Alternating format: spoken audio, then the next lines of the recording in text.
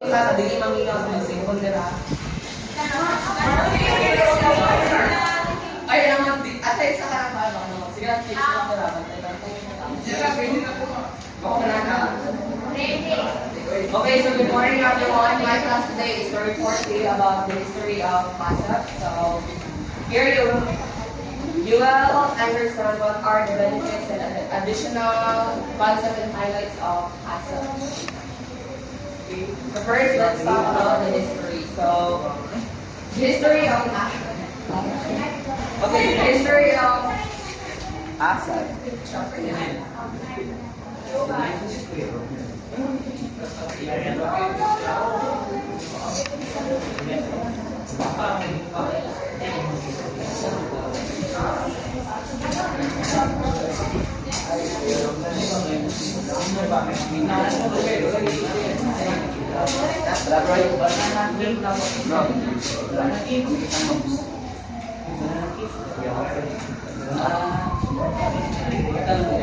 Okay, so the establishment or the application of HACCP was pioneered by the Pillsbury Company. So remember Pillsbury Company? The Pillsbury Company is one of the largest companies that produces sugar as well as other food establishment in terms of food internationally and nationally. And one of the cooperations there are three agencies or organizations that participate in the HACCP establishment, which are the National Aeronautic and Space Administration, or called as NASA, Natic Laboratories of the U.S. Army, and the U.S. Air Force Space Laboratory Project Group. So the function of HACCP in food establishment is to prevent and to give control towards the food being produced without being contaminated over a period of time. So these three organizations participated in order for the food being provided to them will not cause any injuries or diseases towards the workers, or like for example sa NASA, there are astronauts going outside outer space to study certain motions or gravity and other discoveration and exploration. So those astronauts who are responsible of working outside outer space, they are being provided food by their agencies, and which was incorporated by the HACCP. So remember how of course mag-stay din outside the space for how many months or years ang mga astronauts ba, and of course ang food na dito is mag-stay dito, so they cannot assure if the food is safe. But so in order to assure that the food is safe and will prevent any contamination, the NASA or National Aeronautic and Space Administration participated in the HACCP establishment. So in the early 1960s, it's the creation of food for the United States Space Program. So during this year, 1960s, it is the creation of HACCP where it applies or where it implies to participate in the HACCP itself. So the approach 100% assurance against contamination by bacterial and viral pathogens, toxins, and chemical or physical hazards that could cause illness or injury to astronauts. So currently, as I said earlier, to physically, chemically, and biologically ensure the safety of the astronauts, they will apply HACCP approach or HACCP system in order that the food be preventative. So ikatawag na namin is again.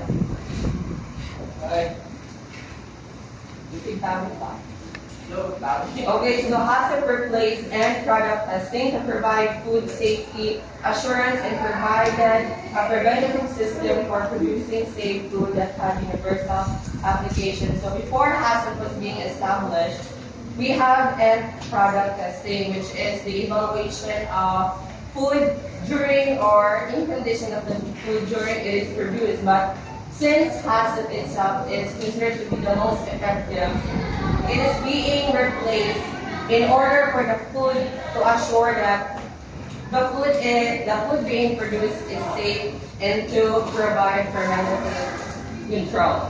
So in the succeeding years, the HACCP system has been recognized worldwide as an effective system of controls, the system has undergone considerable analysis, refinement, and testing, and is widely accepted in the United States and internationally. So, as HACCP being established, 40 years went by, it is being accepted by the United States through the process of refinement and analysis and testing, where it assures that this approach is really effective towards the food being established by the food establishment.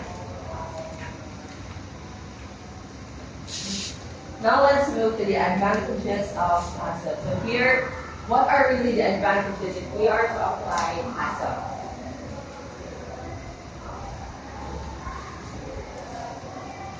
Okay, so FDA, or known as the Food and Drug Administration, is recommending the implementation of HACCP in food establishment because it is a system of preventative control that is the most effective and efficient way to ensure that the food products are safe. So FDA itself, or the known FDA, it is where the approval of the product that will be sell online or offline.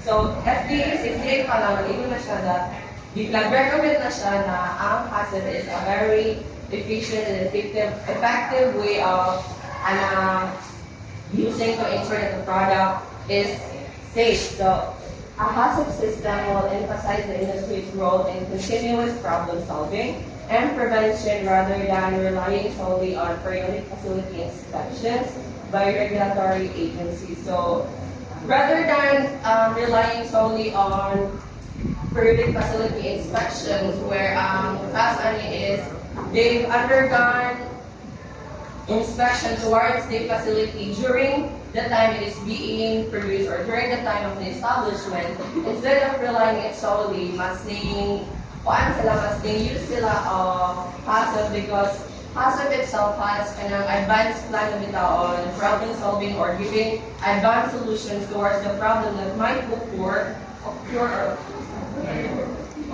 within the food establishment. So, sa HACCP pa lang, every time they identify, analyze, and interpret something, problem, they've already provided solution for that. While if you are to rely on periodic facility inspectors, during that day lang sila mag-inspect, and you cannot assure if they can provide solution for you because they are more solely on inspection. Now we have HACCP offers two additional benefits over conventional inspection. Okay, so let's open the room. Okay, you read. Everyone read. Establishment as the final party responsible for ensuring the safety of the food it produces. Requires the food establishment to analyze its preparation methods and rationale, taking efforts to identify critical control points, establish critical limits, and monitoring procedures. A vital aspect of the establishment responsibility is to establish and maintain records that document and address the critical limits that relate to the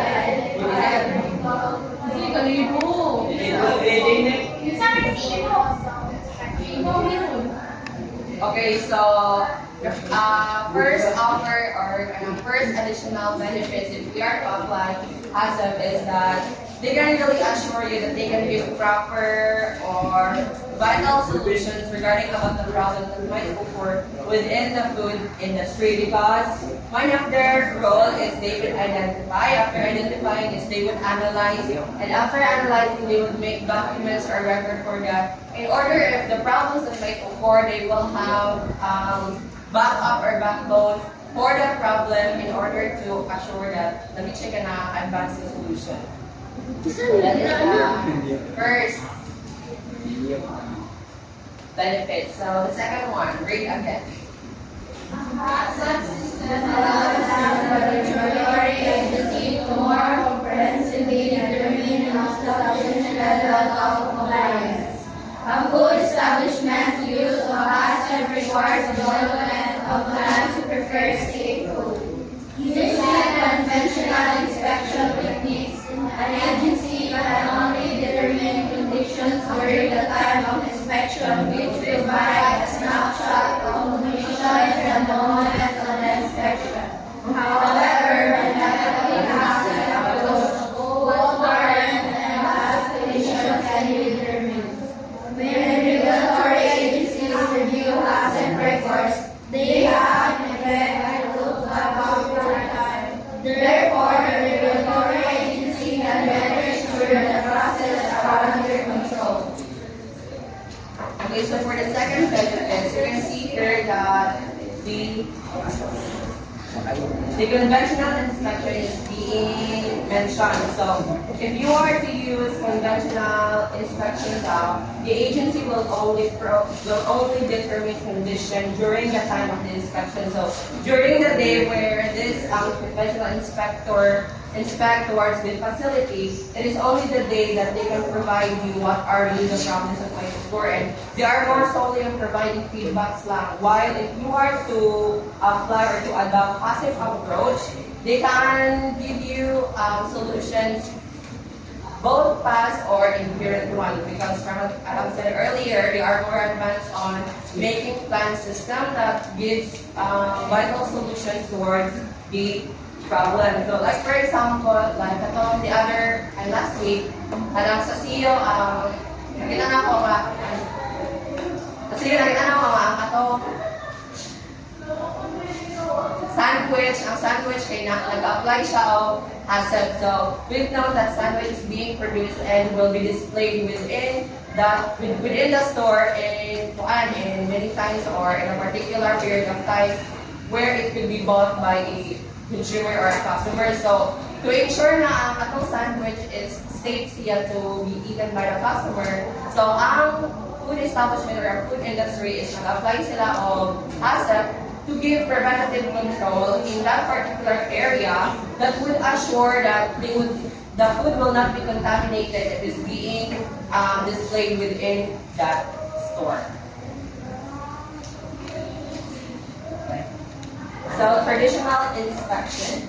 Traditional inspection is relatively resource intensive and inefficient. It is reactive rather than preventative. So from the word reactive rather than preventative. So traditional inspections or inspectors, they are more giving of their reactions or what are their feedback in terms of giving preventative control that would apply the solution towards the problem. So you cannot really assure if this traditional inspector will give you vital solutions or accurate solutions towards the problem in order for that to be addressed, because they are more of too reactive. Like if they could see that these problems occur, like react lang sila and give lang sila certain opinions, and then they are not more solely on making discussion towards their team. So you cannot really assure if you are to rely on traditional inspection is makahatag din sila ng proper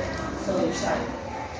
So HACCP approach for regulatory agencies are challenged to find new approaches to food safety that enables them to become more focused and efficient in minimizing costs whenever possible or might occur. So if you are to apply again HACCP, mura na sila o kita require mo sa mga nanay na natin, di ba they are more solely mangitag sa trabaho or gusto lang mapakali, kuan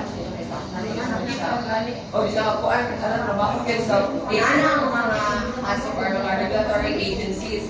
They are more kuan sila very productive and active in terms of finding new challenges or problems within the industry that they are working. So like para give you like for example, siya ang food establishment manager and regulatory agency. So you can i-assure na ang iyang company will not make any problems within the industry during the production para ma-assure na wala yung mga loss or damage within that facility.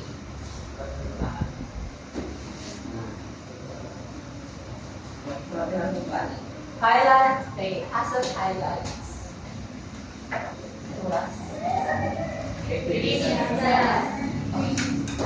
Okay, so in HACCP highlights, we have here mandatory exports from certain sectors of food industry to some countries. So if you are to apply HACCP, the food being produced will be deported or exported nationally or internationally or even globally because they can assure that the food is really safe.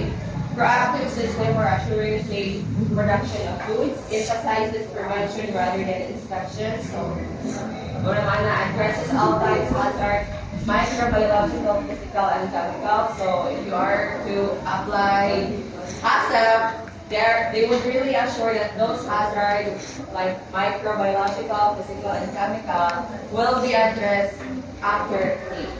Be integrated into a more general quality assurance plan and be implemented in tiny, small, medium, and large scale enterprise. So even if you are in a small enterprise or in businesses, naman lang siya, they can assure you that if your apply HACCP, assure them that oras. Ayun na. Okay, so now let's move on to flow. Begin the concept called the food of flow. So, kabalo number one is food of flow, right? This is being reported by Langbeka. So what is food of flow? I love you. Yes. Hello? Ikaw. Ah! Tawag ka, no? Buwang ka. Buwang ka. Wala eh. Wala ko yung sa'yo. Alam? Bakit? Kasapal? Wala eh. Just give your opinion. What is flow of food? What is low? Sa question mark? Dali na! Question.